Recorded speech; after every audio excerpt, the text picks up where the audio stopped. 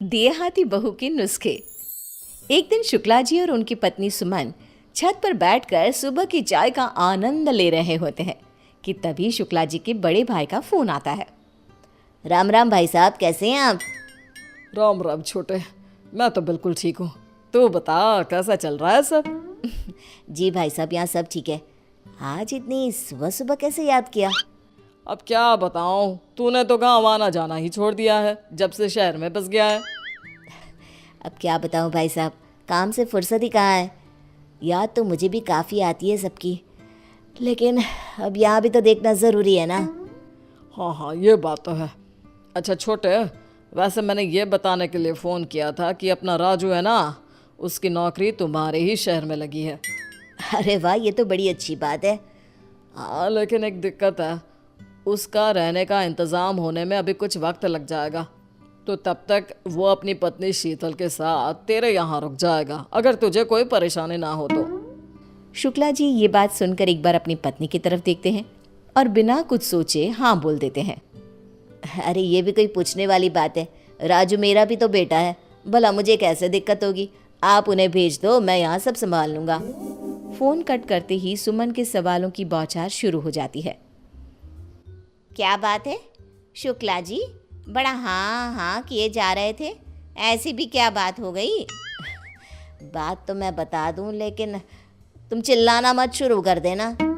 शुक्ला जी सुमन को सारी बात बता देते हैं और बात सुनते ही सुमन का मुंह बन जाता है। वो गुस्से से अपने पति को घूरने लगती है। तुम्हें हाँ कहने की क्या ज़रूरत थी, पहले मुझे बात तो कर लेते। अरे इसमें बात करने की क्या ज़रूरत आ गई, राजू भी तो हमारा बेटा ही है। अगर यहाँ आकर कुछ दिन रह लेगा तो क्या हो जाएगा। जब बात तुम्हारे परिवार की होती है तो तुम्हारे तो तेवर ही बदल जाते हैं। अरे करो जो करना है, मैं तो कुछ बोलूँगी ही नहीं। तुम तो मुझे ऐसे सुना रही हो जैसे पता नहीं कौन आ रहा हो। अरे राजू की बहू आएगी तो तुम्हारी ही मदद हो जाएगी। कुछ दिन तुम भी बहू के सुख ले लेना। हाँ हाँ, देखती हूँ कितना आराम मिलता है मुझे। अगले दिन शाम को दरवाजे की घंटी बजती है। सुमन दरवाज़ा खोलती है। सामने राजू और उसकी पत्नी अपना सामान लिए खड़े होते हैं। सुमन बिना कुछ बोले बस इशारा करके उन्हें अंदर आने को कहती है। नमस्ते चाची जी। नमस्ते चाची जी। नमस्ते, आओ बैठो राजू। सुमन शीतल को ऊपर से लेकर नीचे तक निहारती है। शीतल गांव की साधारण सी लड़की होती है जिसे शहर के तौर तरीकों का कोई अंदाज़ा नहीं होता। शीतल ऊपर सबके साथ बैठने के बजाय नीचे बैठ जाती है। अरे अरे, तुम ये नीचे क्यों बैठ गई? यहाँ शहर में ऐसे कोई नहीं बैठता, यहाँ सबके साथ बैठो। लेकिन चाची जी, गांव में तो बड़े बुजुर्गों के आगे नहीं बैठने देते। कोई बात ना है, मैं यहाँ ठीक हूँ ना चाची जी। तभी शुक्ला जी अपने कमरे से बाहर आते हैं। अरे आ गए राजू बेटा, कैसा रहा सफ़र? कोई दिक्कत तो नहीं हुई ना? नहीं नहीं चाचा जी, सब बढ़िया रहा। शुक्ला जी राजू के गांव के हालचाल लेते हैं। तभी सुमन राजू और शीतल को उनका कमरा दिखाने की बात करती है। चलो तुम दोनों को तुम्हारा कमरा दिखा देती हूँ। हाँ हाँ, तुम दोनों आराम करो, बाद में बात करते हैं हम। सुमन उन्हें कमरा दिखा कर आती है और अपने पति को सुनाने लगती है। ये कितने दिन तक रुकेंगे? मैं ज़्यादा दिन तक सबकी सेवा नहीं कर सकती, और शीतल को देखकर तो लगता ही नहीं कि उसे शहर का कुछ अता पता भी है। ऐसे में सारा काम तो मेरे हिस्से ही आ जाएगा ना। देखो अब तुम ड्रामा मत शुरू कर दो। और श्रुति कहाँ है? थोड़ा उसे भी कामकाज करना सिखा दो। अब आपके रिश्तेदारों के लिए मैं अपनी बेटी को भी काम पे लगा दूँ? हाँ, तो क्या उसे सर पर चढ़ा कर रखोगी?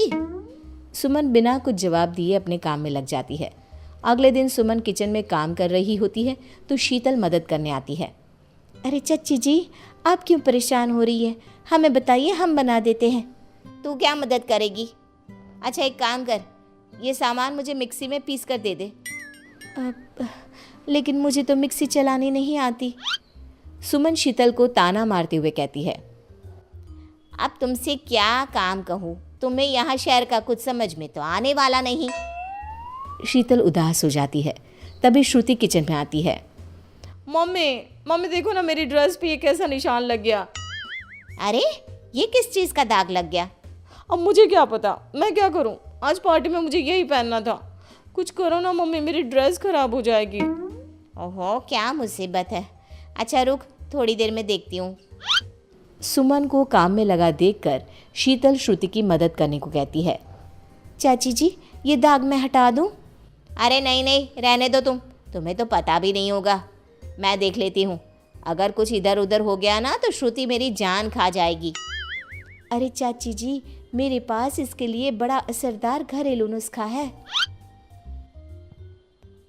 अरे कोई भी घरेलू नुस्खा यहाँ के डिटर्जेंट के आगे फेल है, फेल। लेकिन हमारा नुस्खा भी किसी महंगे डिटर्जेंट से कम नहीं है। सुमन चिढ़ जाती है और शीतल को ड्रेस से दाग हटाने का एक मौका दे देती है। साथ ही चेतावनी भी देती है कि ड्रेस को कुछ नहीं होना चाहिए। आप चिंता ना करिए चच्ची जी, ड्रेस को कुछ ना होगा। शीतल किचन में से थोड़ा गर्म पानी, नींबू और बेकिंग सोडा लेकर वहाँ से चली जाती है। थोड़ी देर बाद शीतल किचन में आती है और सुमन को ड्रेस दिखाती है।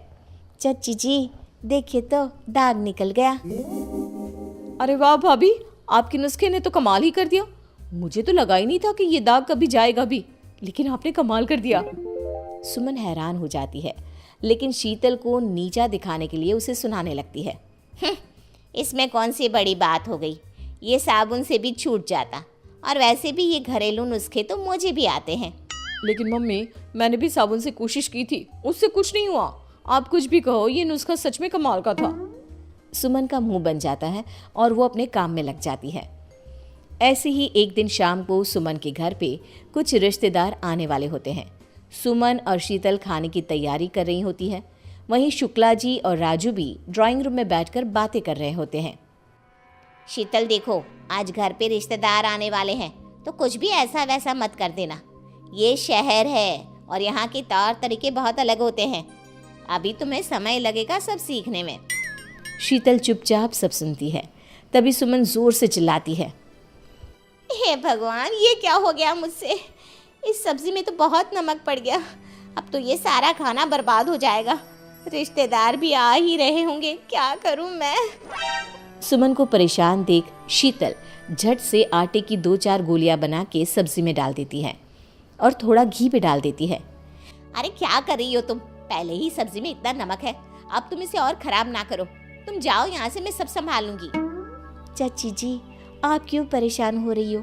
आपकी परेशानी यूं दूर हो जाएगी। अब भी ये जो आटे की गोलियां डाली है ना, इसमें सब्जी का नमक ठीक हो जाएगा। अच्छा, और अगर नहीं हुआ तो इसकी जिम्मेदारी तुम्हारी होगी। थोड़ी देर बाद सुमन सब्जी का नमक चेक करती है और नमक सच में ठीक हो जाता है। क्या कहा था मैंने चाची जी? हो गई ना आपकी चिंता दूर? सुमन हंसने लगती है। सारे गेस्ट आ जाते हैं। सुमन राजू और शीतल को सबसे मिलवाती है। शीतल और सुमन सबको खाना खिलाते हैं। अरे वाह सुमन, ये सब्जी तो बहुत अच्छी बनी है। बहू ने बनाई है क्या? नहीं नहीं, ये तो चाची जी ने बनाई है।